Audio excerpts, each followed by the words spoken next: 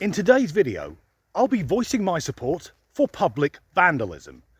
This isn't something I'd usually get behind, but as we'll see, there's one woman, well, she was fucking asking for it. Until very recently, Jackie Pickett ran a fish and chip shop in Scotland. The chippy had received multiple negative reviews, not about the food, about the owner, because Jackie is a grade A card-carrying conspiracy theorist, one of these mindless half-wits who'll believe anything, no matter how paranoid or outlandish, provided there's no empirical evidence or substantial data to support the argument. She would display chalkboards. It's odd, you can say whiteboards, but you can't say blackboards. What curious times we're living in. Anyway, she would display chalkboards in the windows of her establishment, covered in the mad musings of the tinfoil brigade. Now, we've all heard these conspiracy theories before, but let's have a quick recap. Jackie is a believer in QAnon, one of the most ridiculous conspiracy theories of all time. Apparently Q is a government insider in the USA, leaking information that there is a worldwide cabal made up of politicians and Hollywood A-listers who supposedly kidnap, molest and murder children in order to harvest their adrenochrome and therefore become immortal. And the fight against this is being led by former President Donald Trump. So if she believes that, we can already see the woman's fucking unhinged. She's also one of these disgusting people who make the false claim, and I want to say that again, YouTube, don't take this video down, the false claim that the coronavirus pandemic was faked. And I think that's disgusting because it's an insult to the thousands upon thousands of people who suffered and died. No, she supports the conspiracy theory, and you'll remember this one, that it was orchestrated by Bill Gates in order to microchip us using the vaccines. Now, a backwards 5-year-old could debunk that, because if the elusive big tech did want to track us, they'd just use our mobile or cell phones if you're in the USA.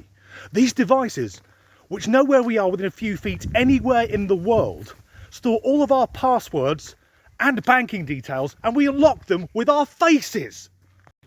Add to that some classic tinfoil hat wearing 9/11 conspiracy bullshit, throw in the Illuminati and chemtrails, and you get an idea of what this woman is like.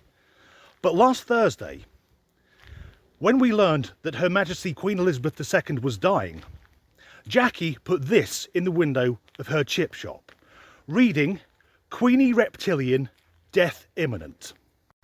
The Royal Reptilian conspiracy has been around for years, and it's best known for being peddled by Britain's most famous celebrity head case, David Icke. If you're unfamiliar with Mr. Icke, he was a professional footballer who took it upon himself to appear on Terry Wogan's chat show many moons ago, and this was prime-time national television, and announced to all and sundry that he's actually the Son of God. And since then, he's done nothing other than spout mental crap. Now, his followers say some of his predictions come true. He's clairvoyant. He predicted the invasion of Ukraine. And to them, I would say a broken clock is still right twice a day. Or, if you throw enough shit, some sticks. So, the Royal Reptilian theory is that the royal family are actually alien shape-shifting reptiles. So Mr. Icke believes that, but to get the measure of the man, he's also a virulent anti-vaxxer and a very vocal Holocaust denier. The man is a walking pile of shit, and his followers are the world's finest morons. Anyway, back to the vandalism, and for that we need to return to Scotland. When the announcement came through that Her Majesty had passed away, Jackie posted a video to social media of her dancing and drinking champagne, holding up a sign reading, "Lizard Liz dead, London Bridge has fallen," which is the code for the monarch has died, "yeah, woo." And many people, myself included, thought that was in rather bad taste. So many of the locals to the chip shop went down to said chippy and started pelting the windows with eggs. So naturally, the police were called. Accession is instant. So when the police officers arrived at the chip shop, they were members of His Majesty's Royal Constabulary, albeit their caps and helmets were still emblazoned with the late Queen's royal cipher, and they had also seen Jackie's less than pleasant celebration video. So they arrested her and charged her with causing a public disturbance.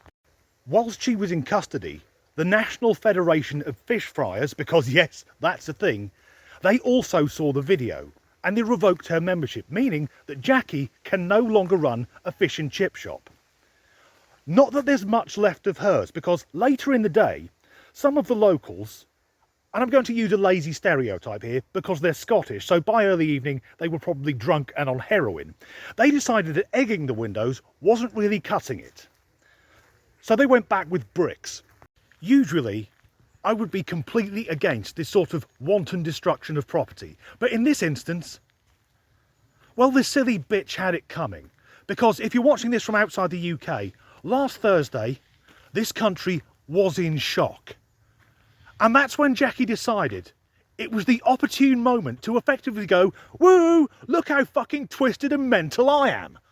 However, the story does come with a happy ending. And by happy ending, I don't mean getting wanked off by a Thai masseuse. You see, the police have all but implied that they're not going to waste their resources in finding out who threw the bricks. And because Jackie incited the violence, it's unlikely the insurance company are going to pay out. So this warped conspiracy theorist, fueled by a strange combination of her own stupidity and a desire to show just how fucking insensitive she could be, has had her business destroyed, been barred from her profession, and if she wants to fix the establishment up to sell it on, she's going to have to do so with her own money, provided she hasn't been blacklisted by every tradesman in Scotland. Fuck, that has cheered me up. And as we're still in a period of national mourning, I'll say rest in peace, Mum, and God save the King.